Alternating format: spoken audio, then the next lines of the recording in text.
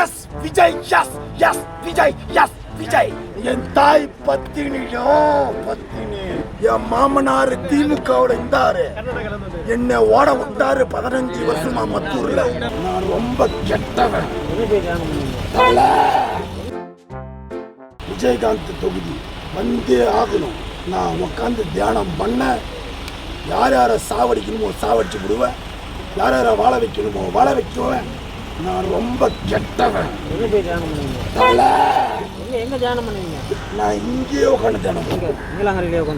அமைதியா நான் வந்து அமைதியா ரிலாக்ஸா இருந்தாலே நீங்க டென்ஷன் பண்ண விடாதீங்க.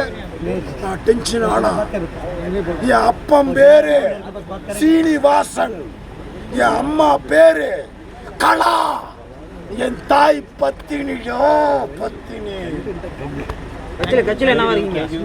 கட்சியில இப்பொழுதைக்கு ஒன்றிய செயலாளராக. ஐயா உங்க பேர் மட்டும் சொல்லுங்க. எந்த பேரே S Vijay, S S Vijay, S Vijay.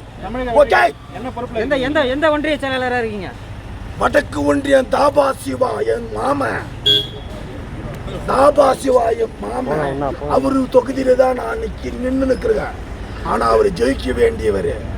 அங்க வந்து லேடிஸ் எல்லாம் கொஞ்சம் என் பிரெயினை மாத்திட்டாங்க.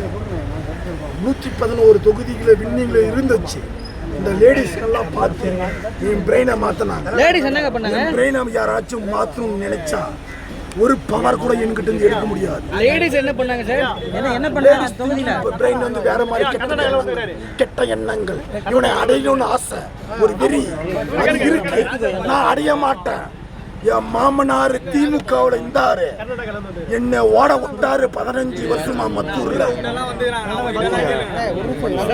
திமுகவை அழிச்சதுக்கு காரணம்